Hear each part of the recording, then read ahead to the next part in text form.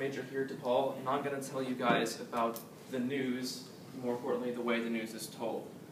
I'm going to give you a little bit of information on the news before 1980, after 1980, a little bit about the 24-hour news cycle, some of the aspects of the 24-hour news cycle you have to look out for, some pros and cons of those aspects, and how it impacts you.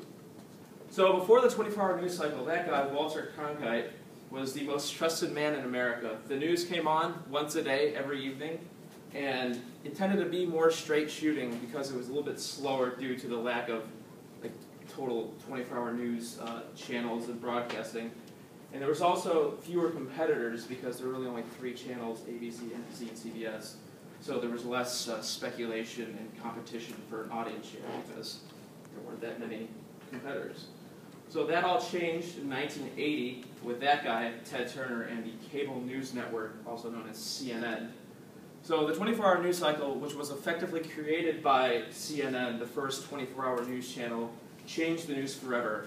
A channel entirely dedicated to the news that had filled 48 half-hour time slots instead of just one, changed what is and isn't newsworthy forever.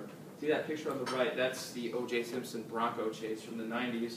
And the success that CNN had covering that event ratings-wise inspired NBC and Fox to beef up their cable news presence. So I think of the 24-hour news cycle like a bit of a washing machine of news that's always going around. This is an example from CNN, kind of how their news cycle works. It's also important to realize that it isn't just a broadcast news or television aspect. It's also a, the internet is social media plays a big part in how the news is told now. So you see, it's kind of they recycle stories going around all day, and so 3 aspects that I think are important to realize are filler, punditry, and the aspect of speed and speculation. You see, filler is also fluff and punditry right there. So, the prominence of filler.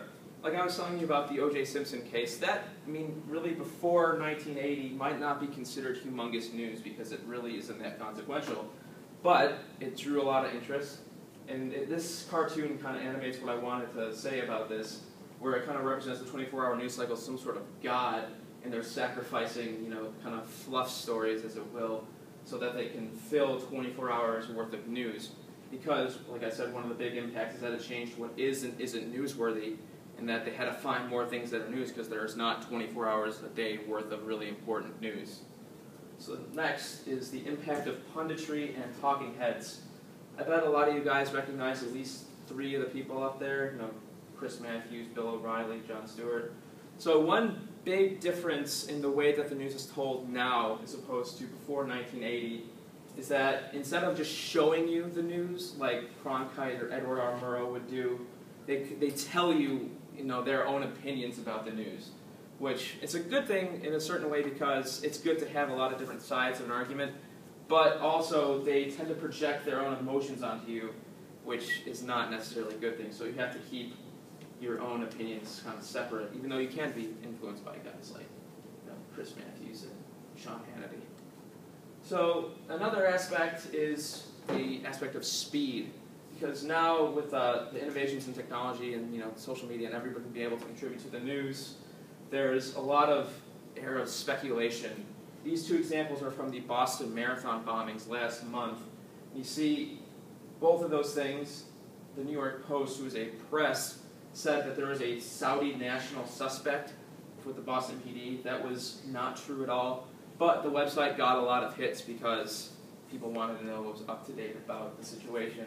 And on the right, CNN, about a day before there was actually an arrest made by Boston PD, they reported that there was an arrest and that they were going to hold a news conference. They drew high ratings because of it, because people obviously wanted to stay up to date, but it turned out to not be true at all, and they got a lot of stick for it. So it's important to kind of, especially during crisis events like this or like Sandy Hook when they had the whole issue with the false reporting about the mother, it's important to keep speculation from facts and not jump to conclusions when you're consuming the news.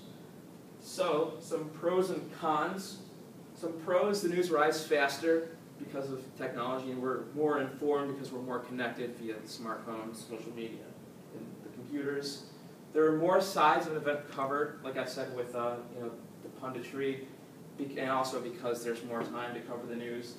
And it can expose flaws due to increased user involvement. This is a case like this is Northern Africa the last couple of years with the uprisings and how really users being able to kind of whistleblow what was going on through social media alerted the rest of the Western world and news organizations about what was going on, which is a very positive thing.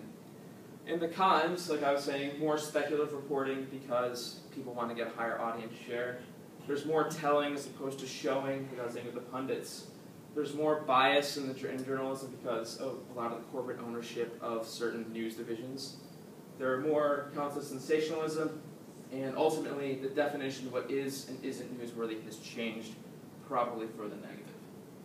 So, in conclusion, the 24-hour news cycle is a double-edged sword, and like many aspects of the advent of technology, a degree of integrity, in this case journalistic integrity, has been compromised for speed, audience, and access.